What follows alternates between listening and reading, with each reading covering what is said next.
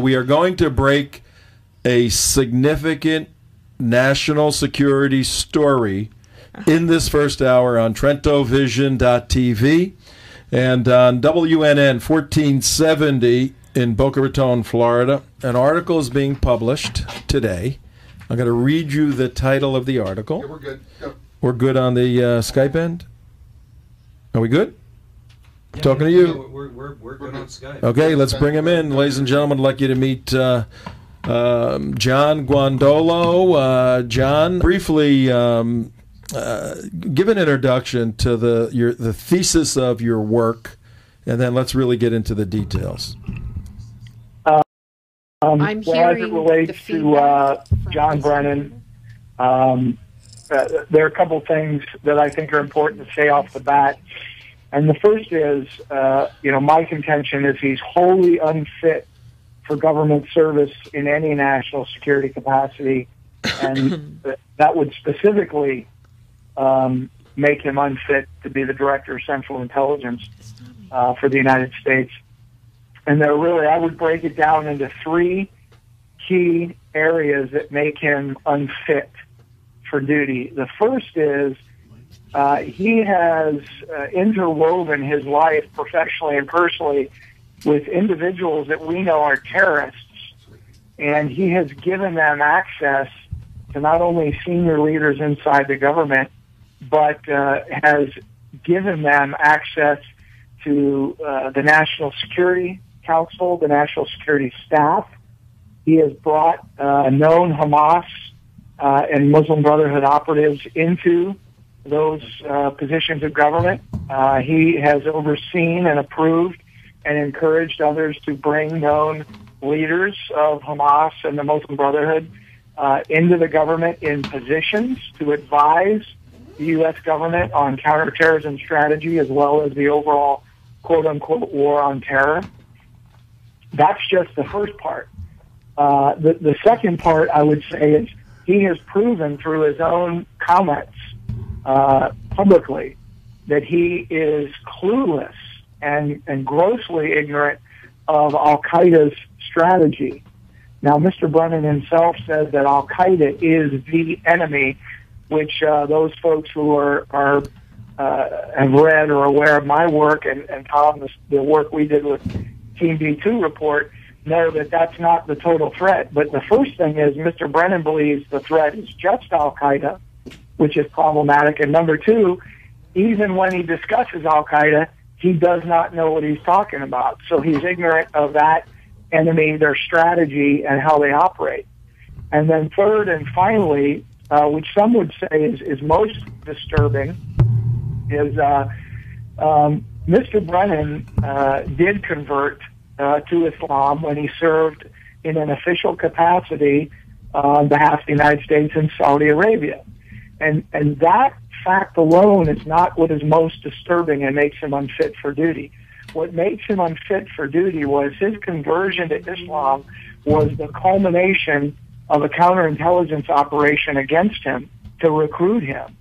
And the fact that foreign intelligence service operatives recruited Mr. Brennan when he was in a very sensitive and senior U.S. government position in a foreign country means that he is either a traitor, which I'm not saying, but that's one of the options, and he did this all willingly and knowingly, or he did it unwillingly and unwittingly, which means he is naive and does not understand. He has the inability to discern and understand how to walk in those kind of environments, right, which makes him completely unfit to be the Director of Central Intelligence. Man. Wow.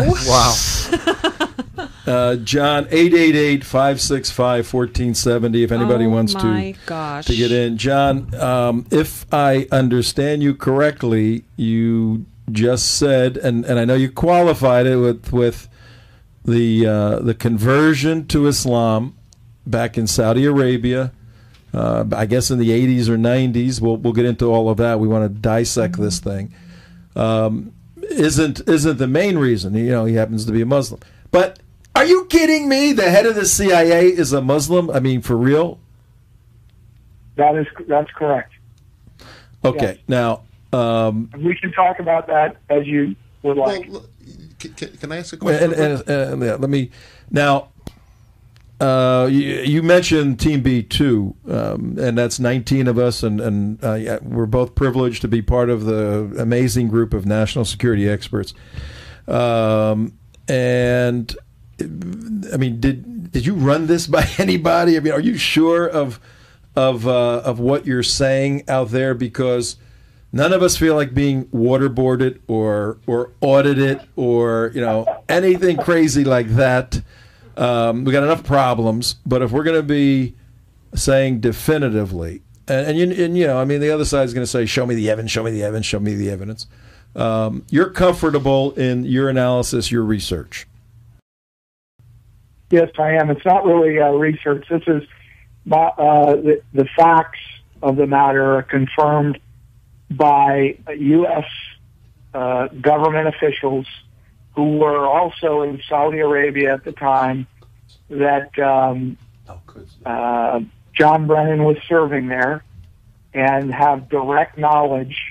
These are men who work in very trusted positions. They were direct witnesses to his growing relationship with the individuals who worked with the Saudi government and others, and they witnessed his the conversion, his conversion to Islam. Now, as you know, this shouldn't that in and of itself again shouldn't be shocking to people, because Mr. Brennan has made public statements. As a matter of fact, there's an article that was done by Jihad Watch that came out, I believe, yesterday, but it may have been a couple of days ago, where Mr.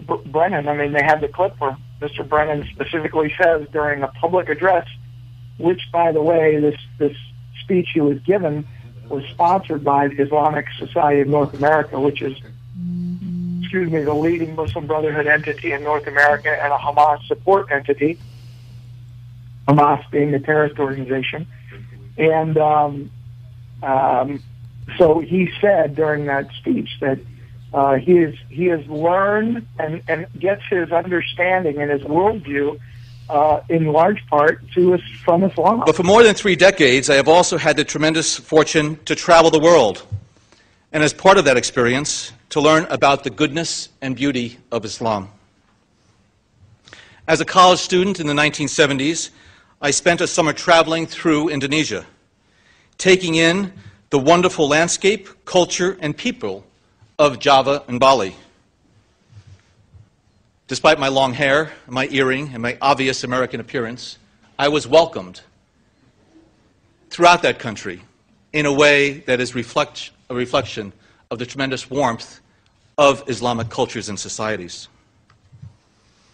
Like the president during his childhood years in Jakarta, I came to see Islam not how it is often misrepresented, but for what it is, how it is practiced every day by well over 1 billion Muslims worldwide, a faith of peace and tolerance and great diversity. So it shouldn't be a large leap to imagine that he's converted to Islam.